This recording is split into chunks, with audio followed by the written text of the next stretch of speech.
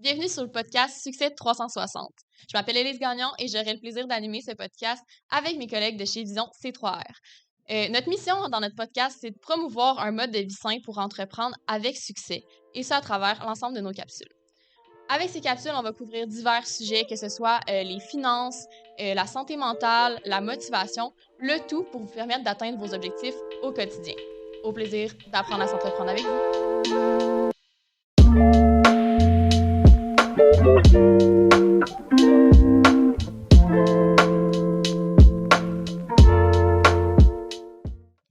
Que ce soit dans notre vie personnelle ou professionnelle, on a toujours besoin de ressources pour accomplir nos projets. Parmi ces ressources, on trouve les finances. Et c'est pourquoi aujourd'hui, nous parlerons de ce sujet en compagnie de Michel D, qui est enseignant au Cégep de Trois-Rivières et qui a travaillé là, pendant plusieurs années, une vingtaine d'années en fait, dans le domaine financier. Bonjour Héloïse, Allô Michel, ça va bien? ça va bien, ça va très bien. Donc, comme on a dit, vous vous connaissez assez bien dans le domaine. Oui, Et aujourd'hui, on va parler de l'ABC du crédit. ouais, Donc, premièrement, c'est quoi le crédit? Puis, c'est quoi l'utilité d'un crédit en général? OK. Pourquoi on utilise le crédit?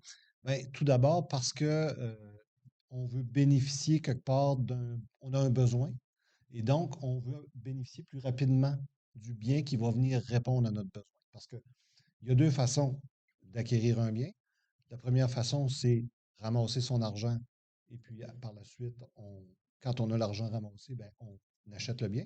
Ou dans d'autres cas, ben, on décide pour que ça aille plus vite, d'aller chercher du crédit auprès d'une institution financière pour pouvoir acheter le bien plus rapidement. Évidemment, on ne parle pas ici d'acheter une chic de gars, hein. On parle de biens un petit peu plus durables. Donc, prenons l'exemple d'une voiture qui coûte aujourd'hui, disons, les moins chers sont une voiture neuve, c'est 25 000 et plus. On voit maintenant des voitures à plus de 50 000 60 000. Donc, évidemment, ramasser 25 000, 50 000, 30 000 ça prend un certain temps. Donc, on va vouloir avoir ce bien-là plus rapidement. Donc, on va utiliser le crédit pour justement euh, pouvoir l'acheter plus rapidement. Puis, mettons là, que je veux m'acheter une voiture. C'est quoi les questions que je devrais me poser avant de faire un emprunt d'argent? Parce que, bien entendu, c'est une décision qui n'est pas à prendre à la légère. Non, effectivement. Puis, je te dirais la première question, et là, tu l'as répondu partiellement parce que tu m'as dit pour m'acheter une voiture, mais si j'y vais un petit peu plus générique, je te dirais la première question qu'on doit se poser, c'est pourquoi j'emprunte? Mhm. Est-ce que j'emprunte pour un bien physique? Est-ce que j'emprunte juste parce que j'ai envie de me gâter, hein? Il y a deux types de, il y a deux types d'éléments dans nos habitudes de consommation qu'on considère. Il y a les besoins puis il y a les désirs. Un besoin, c'est quelque chose que j'ai réellement besoin pour vivre, là, tu sais. Donc, j'ai besoin Mhm. de ça réellement, là, tu sais. J'ai besoin de me déplacer pour aller au travail. Mais j'ai-tu besoin d'une voiture? Ça, c'est une autre question. Peut-être que dans mon milieu, il y a du transport en commun qui est suffisant, puis pour moi, c'est amplement, ça répond amplement à mes besoins. Mais peut-être que j'ai le désir d'avoir une voiture pour toutes sortes de raisons. Autres. Par exemple, j'ai le goût d'avoir une voiture parce que dans mon cercle d'appartenance, c'est quelque chose d'important. Donc, La voiture en tant que telle va changer aussi, tout dépendamment de nos envies. On s'entend, oui, la différence entre un véhicule qui est usagé puis un nouveau véhicule, c'est ça ça. va aussi varier là, Effectivement, à en ce moment-là. fonction de notre niveau de vie. Donc, ça amène d'autres éléments de questionnement avant de procéder à l'achat, puis avant de dire est-ce que j'emprunte, ben, c'est quoi mes moyens, hein? Donc, est-ce que j'ai le moyen de me payer cet élément-là? Est-ce que j'ai besoin de l'emprunter, cet argent-là, ou est-ce que j'ai l'argent déjà dans d'autres sources ou j'ai la capacité de l'épargner pour pouvoir me l'acheter? Donc, c'est des questions qu'on va se poser avant de commencer, donc avant même d'emprunter l'argent.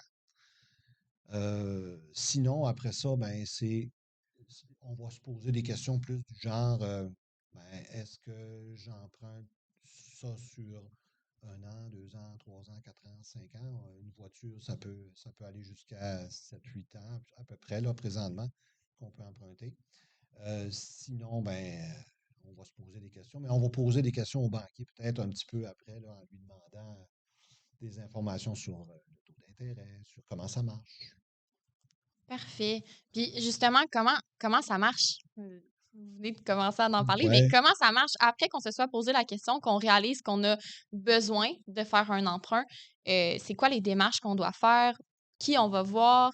Et tout ça, là. Bon. Premièrement, comment ça fonctionne si on y va globalement, là? Comment ça Mhm. fonctionne, emprunter de l'argent? On va aller se présenter, on va prendre un rendez-vous à la caisse, à la banque, donc à l'institution financière. Euh, Par la suite, on va faire une demande de financement. Là, on est parti sur un prêt auto. Généralement, on va avoir des documents à l'appui qui vont nous soutenir. Évidemment, on peut aussi emprunter le prêt, c'est-à-dire on peut emprunter l'argent directement euh, chez le concessionnaire automobile, qui lui va transmettre directement la demande de financement à l'institution financière. Fait que des fois, la demande elle-même va se prendre à l'institution financière, puis d'autres fois, elle va se prendre directement chez le commerçant. Donc, c'est le cas, par exemple, des concessionnaires automobiles qui vont prendre des demandes de financement. Ça peut être le cas aussi quand on va mettons, acheter des meubles chez Tanguay. Là, je ne veux pas faire de publicité, excusez-moi, mais disons chez un marchand de meubles, par exemple, ou un marchand d'électronique connu, ils vont vous offrir la possibilité de financer vos achats directement. Ils ont un accès direct auprès des institutions financières. Donc, première étape, on fait une demande de financement. Après ça, une fois que la demande de financement a été effectuée, la deuxième étape, c'est que l'institution financière, le banquier, peu importe qui, va procéder à l'analyse de ta demande de crédit. Ce qui va être plus ou moins long, dépendamment du type de financement. Suite à ça, il va y avoir une réponse qui va être donnée. Quand la réponse qui est donnée est favorable, ben, l'étape après, c'est le versement du prêt. Puis après ça, ben, toi, tu vas avoir à rembourser ton prêt parce qu'évidemment, un prêt, c'est fait pour être éteint un jour. Donc, il faut qu'à un moment donné qu'on arrête, qu'on n'ait plus de ce prêt-là. Donc, à la fin, il va y avoir une échéance à notre prêt. Puis, par exemple, si on avait plusieurs comptes dans différentes institutions financières, est-ce qu'on pourrait faire un peu comme des soumissions, limite, voir les possibilités? Puis, est-ce que c'est une bonne chose de prendre le temps de faire ce genre de démarche-là supplémentaire, selon vous? Je vais te donner une réponse en deux temps. Oui, c'est une bonne chose. Mhm. C'est toujours une bonne idée de mettre en concurrence des acteurs concurrents. C'est toujours bon pour vos affaires. Cependant, les produits se ressemblent pas mal. Ça, c'est l'autre partie de ma réponse. C'est que oui, c'est une bonne idée de mettre en concurrence une fois de temps en temps, mais soyons conscients que des fois, ça ne fait pas des grosses différences. Mais si ça te donne quelques pièces de plus dans tes poches, c'est des pièces de plus que tu vas avoir dans tes poches à toi. Parfait. Puis, justement, quand on parle de produits, c'est quoi les produits? Les produits. Il y en a plusieurs, une panoplie de produits. On va commencer par différencier deux types génériques, là, je vais appeler ça comme ça. Il y a ce qu'on appelle les prêts à demande et les prêts à terme. Prêt à demande, ça veut dire que c'est un prêt qui n'a pas de modalité de remboursement. OK. Par exemple, une marge de crédit, c'est une forme de prêt à demande. C'est-à-dire que tu as un montant autorisé, tu vas avoir une échéance qui peut être plus ou moins loin, et le montant que tu rembourses en capital, donc sur l'argent que tu as emprunté, c'est toi qui décides à quel rythme tu vas remettre de l'argent dessus. Tu peux en mettre périodiquement ou tu peux simplement remettre l'argent à l'échéance sur ces types de prêts-là. Cependant, à tous les mois, il va falloir que tu payes ce qu'on appelle un intérêt. Tu sais un peu c'est quoi l'intérêt? Oui, un petit peu, mais pour ceux, mettons, qui connaîtraient un peu moins c'est quoi l'intérêt, est-ce que L'intérêt? tu peux expliquer la différence entre l'intérêt et le capital? OK. Bon. Le capital, c'est le montant qu'on a emprunté. Mhm. Donc, tu vas voir, je ne sais pas, on va dire la caisse pour emprunter un montant de 2 000 $ pour acheter du mobilier chez toi. On va prendre un exemple simple. Le 2 000 $, c'est ce qu'on appelle le capital. L'intérêt, c'est ce que ça te coûte à tous les mois pour avoir utilisé du capital. Donc, c'est le loyer, dans le fond, de l'argent que tu empruntes auprès de l'institution financière de la caisse, dans ce cas-ci. Parfait. Et là, cet intérêt-là, c'est peut-être important de le mentionner. euh, Quand on voit, mettons, le taux d'intérêt est à 12 généralement, les gens les institutions financières, quand ils mentionnent 12%, c'est toujours un taux annuel. Donc, ça veut dire que c'est 12% par année. Ça fait que si, par exemple, j'emprunte 1 000 à 12%, ça veut dire que, puis que je ne fais aucun remboursement durant ma période, à la fin de mon année, je vais devoir rembourser un intérêt de 120 Donc, 12% fois 1 000. Ça va? Oui. Quand on veut savoir comment ça nous coûte par mois, on fait simplement de prendre notre taux d'intérêt, mais on le divise par le nombre de mois, c'est-à-dire 12. Fait que là, ça nous donne un exemple que 12%, c'est comme l'équivalent de 1% par mois d'intérêt. Parfait. Puis, par exemple, là, on a un prêt auto, mais il existe d'autres prêts comme le prêt hypothécaire pour une maison qui n'aura pas nécessairement les mêmes taux et tout. Mais comment qu'on va justement le voir? Est-ce que pour un auto, je vais prendre une carte de crédit ou je vais prendre un prêt? OK. Comment qu'on choisit notre produit? Je vais juste terminer sur Oui, le bout là, vas-y. des prêts. Là, je t'ai parlé des prêts à Oui, demande. Le prêt à demande, dans le fond, ce qu'on dit, c'est qu'il y a une échéance. oui. Il y a une échéance, mais il n'y a pas de modalité de remboursement. Tout ce qu'on a comme obligation, c'est qu'à l'échéance, on ait éteint le prêt. Fait que si j'ai un prêt de 2 000 sur 2 ans, je n'ai pas besoin de faire de remboursement durant la période, sauf l'intérêt. Puis à la toute fin, mon 2 000 il va falloir que je remette au complet le 2 000. Parfait. L'autre type de prêt, c'est le prêt à terme. Le prêt à terme, lui, au contraire, on prévoit dès le départ des modalités de remboursement. C'est-à-dire que si je te dis que tu vas prendre un prêt auto je me trompe, mettons, 10 000 puis que tu vas le rembourser sur 3 ans, bien, on va calculer des paiements pour faire en sorte qu'avec le taux d'intérêt que tu as là, plus les paiements, on va arriver à l'échéance du 3 ans, puis le montant de ton intérêt, le montant de ton prêt va être à zéro. Donc, ça, c'est les prêts à terme. Généralement, quand on parle de prêt auto, c'est ce type de prêt-là qu'on va utiliser. C'est des prêts à terme. Marge de crédit, carte de crédit, c'est ce qu'on appelle du crédit à demande.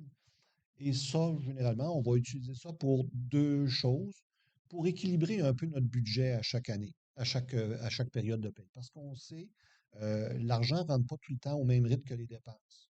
Il y a, par exemple, si j'ai un loyer, ben ça me coûte de l'argent au début du mois. Donc, j'ai mon loyer à payer au début du mois, mais j'ai plus à payer ce loyer-là après.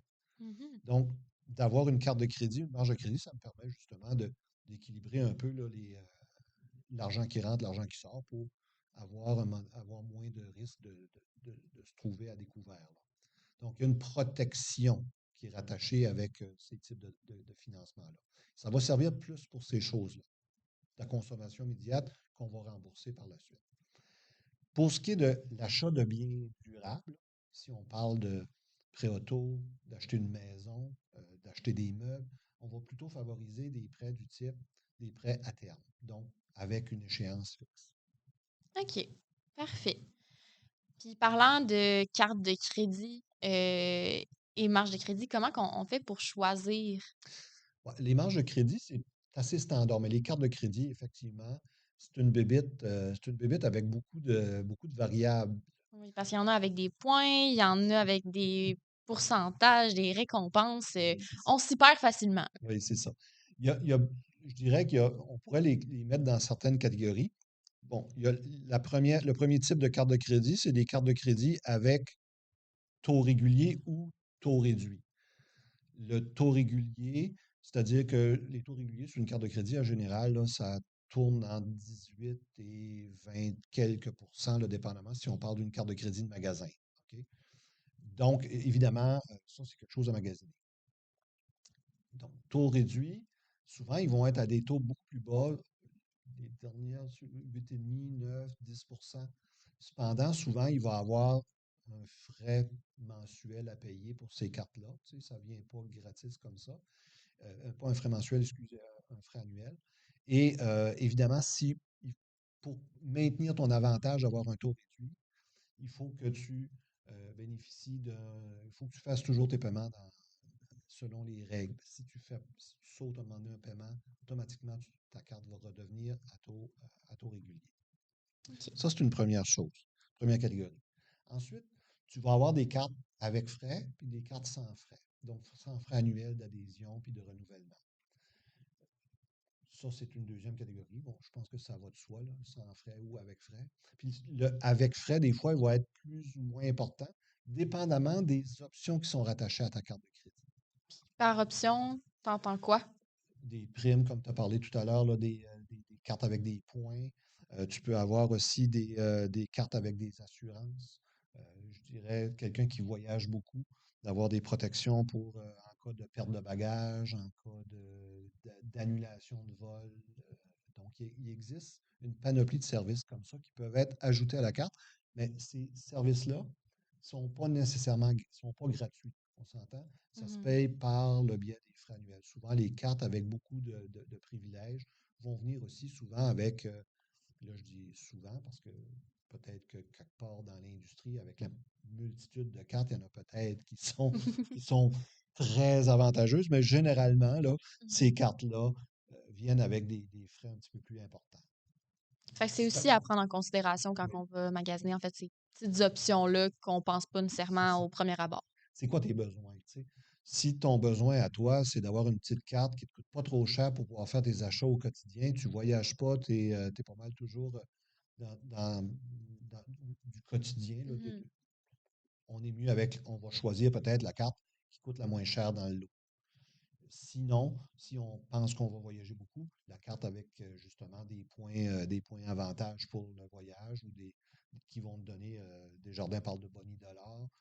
Je sais qu'il y a Aéroplan, il existe différentes cartes là, qui permettent d'aller chercher des montants d'argent additionnels que tu vas mettre dans tes poches, puis tu vas pouvoir utiliser, par exemple, pour te payer des billets d'avion, pour peut-être des billets de spectacle, dépendamment là, du genre d'avantage que tu vas obtenir avec ta carte.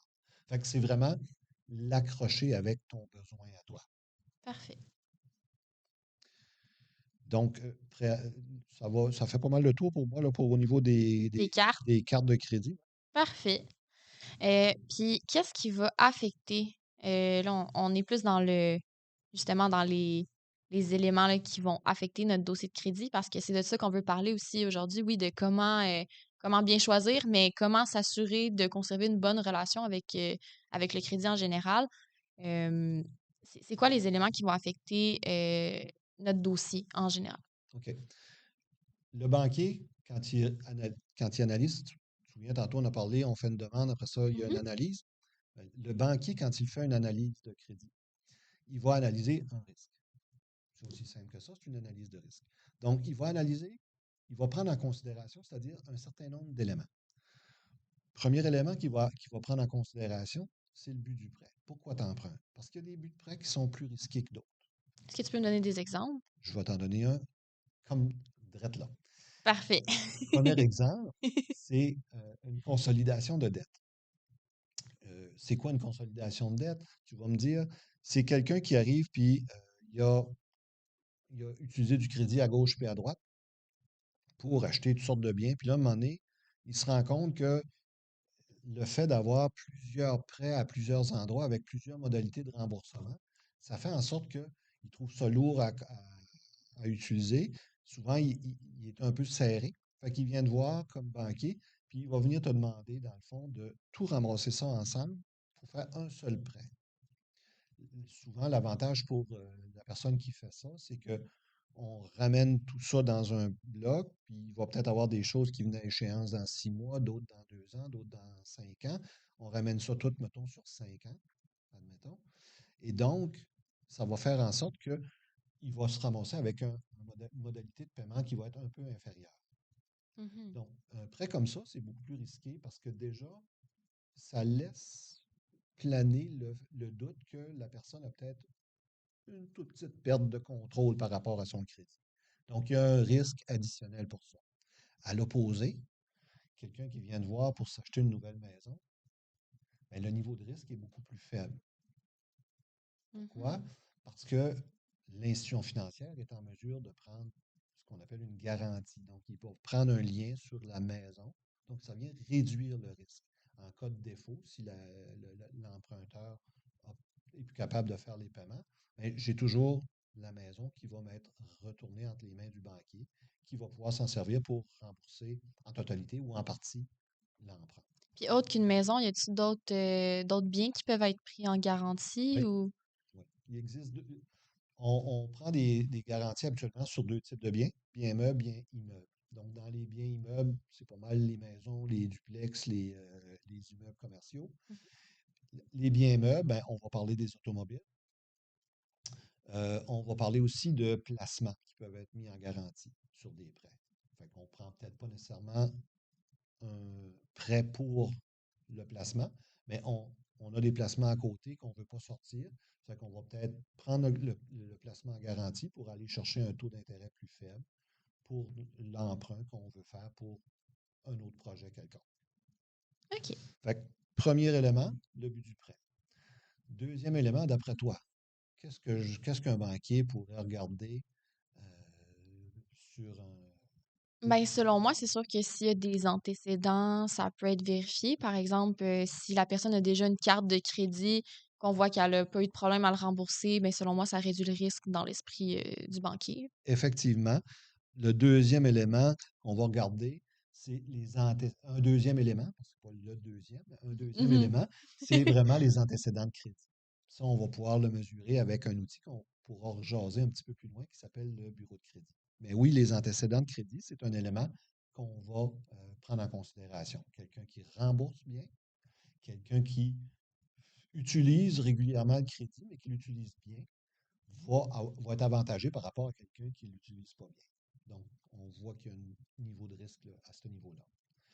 Ensuite de ça, ben, dans le même ordre d'idée, on va parler de la capacité à rembourser. C'est quoi la capacité à rembourser d'après toi?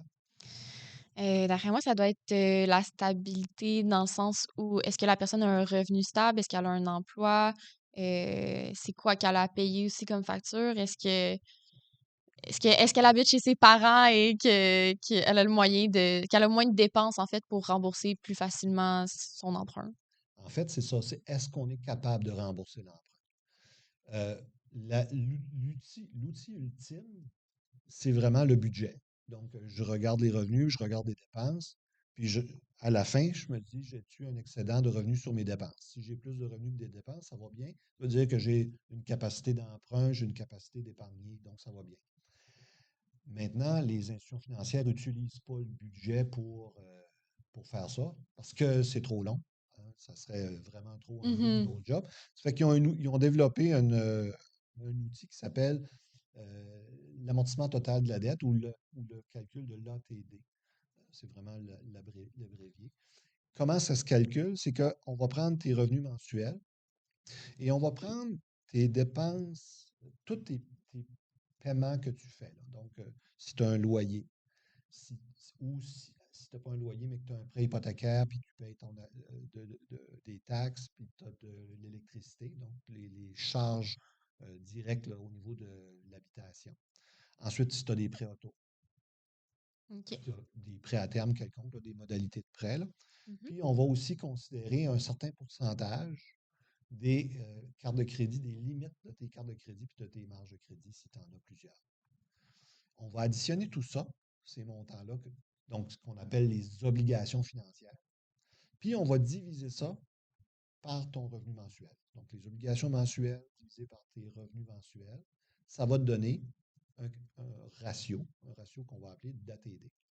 Et ce ratio-là, après ça, on le compare avec un pourcentage que, je dirais, les institutions financières ont déterminé par expérience, par le passé. Donc, généralement, là, ça va varier entre 35 et 42 dépendamment des institutions financières, ce ratio-là. Donc, ce que ça veut dire, c'est que tes obligations financières, tous tes paiements de prêts, tes obligations au niveau de ton loyer, puis les pourcentages qu'on utilise sur les limites de crédit, là, sur tes cartes de crédit, sur tes marges de crédit, ça ne doit pas dépasser entre 35 et 42 dépendamment de l'institution financière, de ton revenu. Quand ça va plus haut que ça, on juge que le risque devient trop élevé. Fait que ça, c'est autre élément, c'est la capacité à rembourser. Finalement, dernier élément, c'est tout ce qui touche la valeur nette. Donc, combien tu as d'actifs, donc des biens que tu possèdes, puis combien tu as de dettes. Quand j'additionne mes actifs, puis je les soustrais à mes dettes, ça donne une valeur. Des fois, cette valeur-là, elle est négative. Dans ce cas-là, ça veut dire que j'ai plus de dettes que j'ai d'actifs. C'est pas super. C'est pas super le fun, non, effectivement. Mais c'est le cas souvent des étudiants qui sont allés à l'école et qui ont eu des gros prêts et bourses. Dans les OK. premières années, souvent, ils vont se retrouver avec des valeurs nettes négatives. Fait que c'est pas toujours totalement négatif, sauf qu'il faut que ça s'améliore avec le temps. Puis pour monsieur, madame, tout le monde qui connaîtrait pas le terme actif, qu'est-ce qu'on peut compter dans nos actifs? Qu'est-ce qu'on compte dans nos actifs? Généralement, on va compter les comptes bancaires, les placements qu'on a. Donc, si on a des certificats de placement garantis, si on a des fonds de placement, si on a des obligations, des actions. Donc, ça, c'est des actifs. Ensuite, il y a la maison. Mhm. C'est le plus gros actif de la majorité des gens. Quoique les placements, quand on arrive plus vieux, ça peut aussi être un Oui, actif c'est ça, assez ça important. dépend de l'âge. Ça dépend de l'âge, effectivement. Et auto, roulotte, bateau, des, 4 roues, skidoo, des biens meubles comme ça, là, qui vont être considérés aussi comme des actifs. Généralement, c'est ce qu'on considère. On ne considère pas, les institutions financières ne considèrent pas les meublants, autrement dit, les divans, les lits, Mhm. les choses comme ça, parce que c'est des biens qui, généralement, ont très peu de valeur, là, autre que dans nos mains à nous, quand on les a, quand on les Oui, oui, utilise. quand on les utilise. Parce que, as-tu déjà essayé de revendre un divan sur Marketplace? Non, Ça ne se vend pas le prix ça qu'on ça a les. pas l'air super facile non plus à vendre. Non, c'est ça, ça ne se vend pas au même prix que ça s'est acheté. C'est pour ça que souvent, les institutions financières ne les considéreront pas, ces biens-là. Même Puis, si c'est des actifs. puis les actifs comme un auto va diminuer Avec le temps, avec oui. le temps, la part du temps. C'est pour ça que ce bilan-là va être mis à jour à chaque fois Qu'on fait une demande. qu'on fait une demande de financement. Et là, ils vont regarder, par exemple, pour une voiture, l'année, le kilométrage, puis ils ont des beaux petits manuels à l'institution financière qui lui permettent de déterminer une valeur pour ce bien. Parfait. Fait que ça fait pas mal les éléments. Il y a peut-être un élément additionnel que l'institution financière va considérer aussi, un cinquième élément, qui est la garantie. La Qu'est-ce que tu entends par la garantie, garantie? c'est, par exemple, quand je fais un prêt hypothécaire, donc pour acheter une maison, je vais prendre ma maison, puis je vais signer un contrat notarié donnant en garantie ma maison contre le prêt. Ce que ça veut dire, c'est que je donne un droit à l'institution financière, je donne un recours à l'institution financière de pouvoir aller reprendre la maison si jamais je suis en défaut de paiement, selon, évidemment, certaines modalités. Fait que si on récapitule les 5 points C. Le but du prêt, la capacité à rembourser, Mhm. les antécédents, Oui. la valeur nette, donc la différence entre l'actif et le passif. Une valeur Mhm. nette, plus qu'elle est élevée, évidemment, plus C'est c'est meilleur pour l'institution plus c'est financière. appréciable. Parce que, évidemment, il y a une logique là-dedans. C'est parce que pour l'institution financière, si tu as une valeur nette, je ne sais pas, de 250 000, parce que ta maison, ça fait un bout de temps que tu l'as, puis ben, avant de décider de faire faillite, tu vas y penser 2 fois parce que tu sais que tu as de quoi à perdre. Alors que Mhm. si tu as une valeur nette négative de 25 000, ben, c'est plus facile en bon québécois, de tirer à plat. Autrement dit, de dire ben là, je suis plus capable, puis je ne veux plus mettre d'effort pour ça. Tu comprends? Donc, ça, et puis finalement, la garantie. Puis tu nous as parlé d'antécédents de crédit, puis de l'outil qui est un bureau de crédit. Ça mange quoi en hiver, un bureau de crédit, mettons? Un bureau de crédit, je sors mes notes parce que je me suis sorti quelques petites notes justement il y a deux grandes compagnies qui font du bureau de crédit. Il y a Equifax et puis il y a TransUnion. OK. Donc, ces deux compagnies-là, ils se spécialisent dans le fond dans l'évaluation du comportement des consommateurs. OK. Et ils évaluent ça selon un certain nombre de critères qu'on va jaser tantôt, mais ils vont mettre une note sur notre comportement. Et ils font ça pour toutes les institutions financières. Fait que chacun de nous autres qui avons une fois ou quelques fois emprunté ou Mhm. fait affaire avec une institution financière pour emprunter, ben, on a une cote de crédit quelque part. On a un chiffre qui est rattaché à notre, un peu comme des prisonniers, là. Sauf qu'il est plus petit, un peu, le chiffre. C'est un chiffre maximum là, est en bas de 800. Là. C'est OK. le chiffre là, général pour Equifax. Ça peut changer un petit peu chez TransUnion, mais chez Equifax, là, c'est le maximum qu'on peut avoir, c'est autour de 800. Ça a déjà évolué, mais présentement, c'est dans ces eaux-là. Puis une bonne cote de crédit, ça serait de combien? En Bon, général, bien entendu, là. bon. J'ai des chiffres ici. Donc, je dis 800, excuse, c'était 900. Entre 760 et 900, on parle d'une cote excellente. Entre 725 et 759, c'est très bon. Entre 660 et 724, c'est bon. 600 à 659, c'est passable. Puis 300 à 599, c'est faible. OK. Fait que généralement, là, pour l'institution financière, là, les deux premières cotes, là, quand tu es excellent, très bon, il ne se pose pas de questions. À bon, là, il va peut-être avoir des analyses Supplémentaire. supplémentaires qui peuvent être faites, mais c'est encore dans des eaux où ça peut passer. Là, il va peut-être avoir d'autres éléments qui vont prendre en considération. Puis finalement, quand on tombe dans le passable, surtout dans le faible, là, on tombe dans la zone où on risque de se faire dire désolé, on va passer notre tour. Si je me prends en tant qu'exemple là, de jeune dans la vingtaine, comment je fais pour m'assurer de rapidement là, avoir une bonne cote pour, si je désire acheter une maison, être accepté plus facilement ou éviter les refus? Ben, il faut se comporter de façon responsable par rapport au crédit. Donc, les éléments qu'il faut faire attention pour avoir une bonne cote de crédit, le premier, c'est les historiques de paiement. Donc, est-ce que je rembourse toujours mes prêts selon les termes Convenu. convenus? OK? Par exemple, si j'ai un retard de temps en temps, c'est pas, tu sais, je veux dire, des fois, il y a des gens, pour toutes sortes de raisons, ils ont des emplois saisonniers, ils ont du chômage un petit bout de temps, après ça, ils reviennent. Des fois, il y a des délais. Ça peut arriver des fois qu'il y a un petit retard. Mais si ça arrive une fois sur un terme d'un prêt, c'est pas si pire, c'est pas si grave. Cependant, s'il y a régulièrement des retards, puis là, à un moment donné, on parle de retard de 30 jours, après ça, retard de 60 jours, après retard de 90 jours, là, les codes de crédit vont avoir une tendance à diminuer de façon importante. Généralement, cet élément-là, dans le calcul de notre chiffre qu'on a Mhm. calculé tantôt, dans notre calcul de notre code, ça compte à peu près pour 35 OK, fait que de. c'est quand même un bon morceau, C'est là. un gros morceau, cet élément-là. Ensuite, deuxième élément important, c'est la portion que j'utilise de mon crédit, comme par exemple mes cartes de crédit, de mon crédit autorisé, sur mon Mhm. crédit variable qu'on appelle. Donc, la portion que j'utilise par rapport à la limite.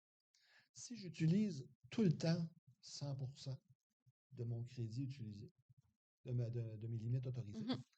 je vais ça va donner un signal à notre algorithme là, qui calcule notre code de crédit que ça donne un signal que, dans le fond, il y a un risque qui est élevé. Parce qu'on peut pas, parce que c'est comme si on dépendait un peu de cette limite-là C'est à ça. ce moment-là dans l'œil du calcul, là, Oui, mettons. puis ça laisse comme présager que la personne a peut-être de la difficulté à rembourser ses dettes parce qu'il est OK. tout le temps à côté dans le tapis, en boîte Puis avec à moi. l'inverse, là, parce que ça, j'ai déjà vu ça dans mon entourage, des gens que aux semaines, tu sais, la plupart du temps, une carte de crédit, ça va être au mois, Ouais. le paiement, mais qu'aux semaines, ils vont régler leurs factures. Est-ce que ça a un impact? Est-ce que c'est positif? Est-ce que c'est négatif? Est-ce que ça sert pas à grand-chose au final, autre que faire une transaction supplémentaire puis avoir une mini perte de temps?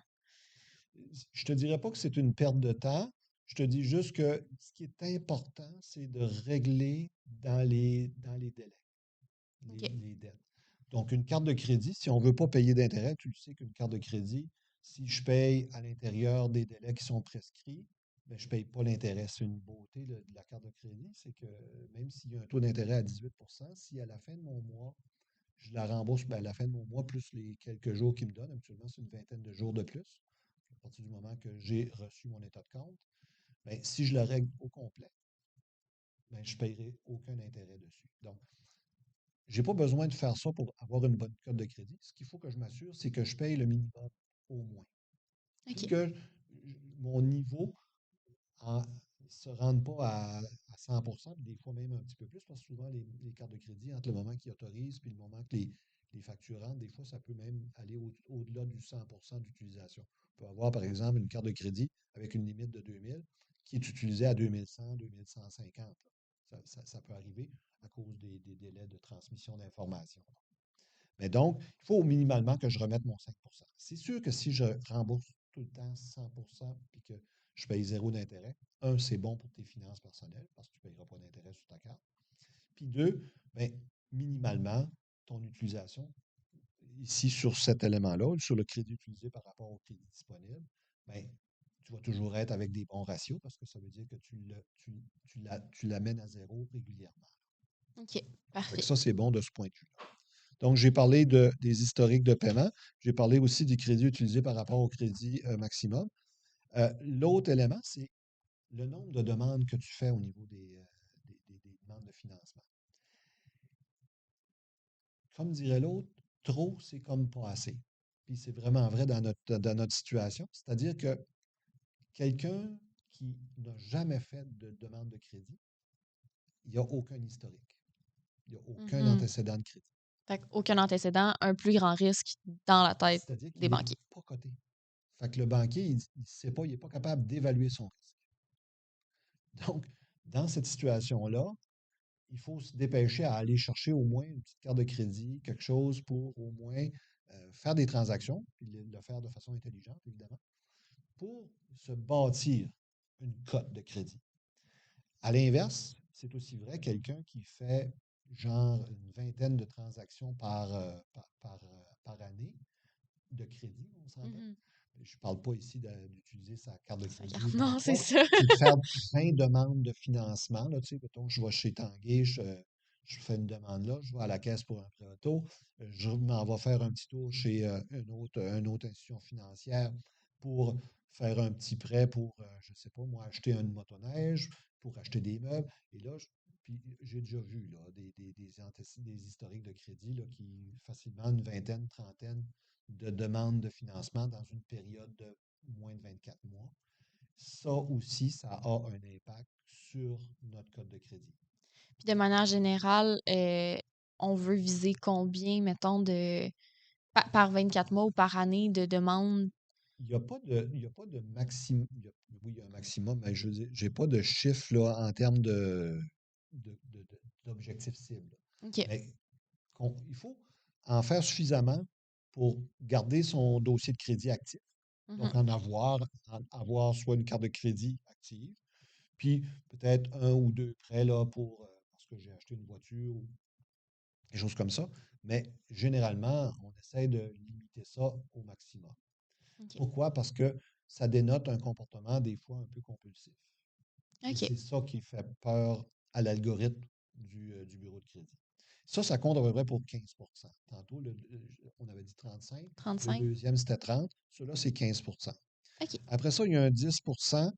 euh, c'est euh, c'est des éléments, par exemple, comme la faillite. OK. Donc, ça, c'est plus. Faillite, saisie, des éléments qui vont avoir un impact souvent direct, mais Qui sont moins récurrents. c'est ça. Fait que OK. ça aussi, c'est une situation. Et puis, euh, le dernier élément, c'est depuis quand on utilise le crédit. C'est plus on utilise depuis longtemps puis qu'on l'utilise bien, souvent, ça va avoir une tendance à calmer au niveau du risque. Quelqu'un qui utilise le crédit depuis une trentaine d'années puis qui a toujours bien fait ses remboursements, ben, ça va avoir un impact là, positif là, par rapport à notre bureau de crédit. Fait Notre code de crédit. considérant ce point-là, pour avoir une bonne cote de crédit, si on a les moyens, qu'on a un revenu qui est assez stable, avoir une carte de crédit à 18 ans ou le plus rapidement possible, ça serait un conseil que tu donnerais aux jeunes? C'est un conseil que je donnerais aux jeunes, effectivement, d'avoir. C'est d'ailleurs ce que j'ai fait avec mes deux gars. Aussitôt qu'ils ont été assez vieux, on s'est arrangé pour qu'il y ait une carte de crédit on mettait le paiement par exemple, du cellulaire sur la carte de crédit. Fait OK. que de cette façon-là, il y avait un paiement. Au moins mensuel qui se C'est ça. faisait. C'est ça. Super.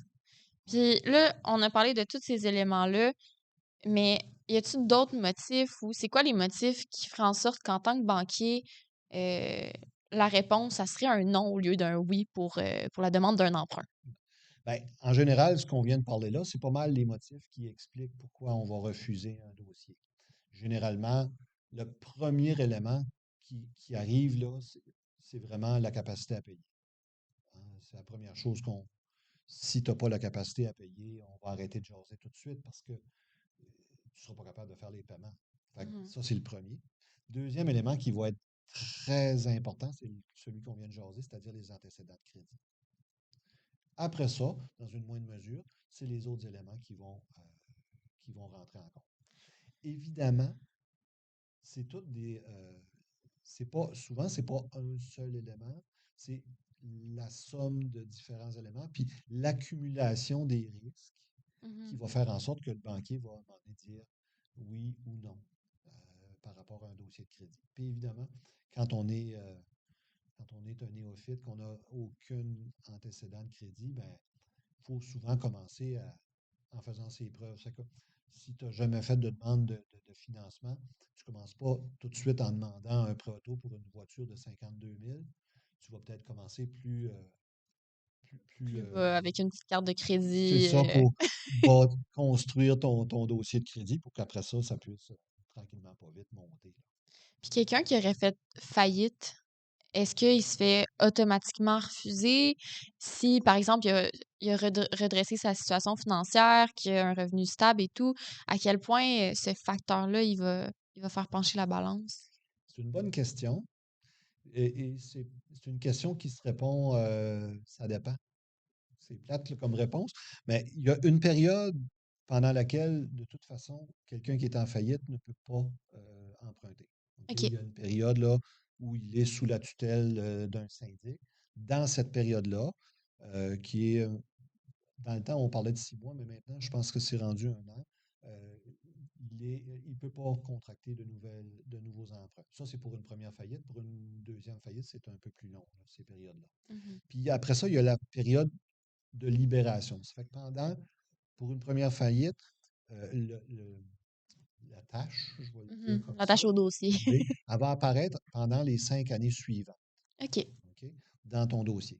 Ça ne veut pas dire, par contre, que le banquier va nécessairement refuser ton prêt, OK. parce qu'il peut avoir toutes sortes. On va prendre le temps d'analyser ta situation. Mhm. Il peut y avoir des circonstances qui font en sorte que, ben oui, on comprend.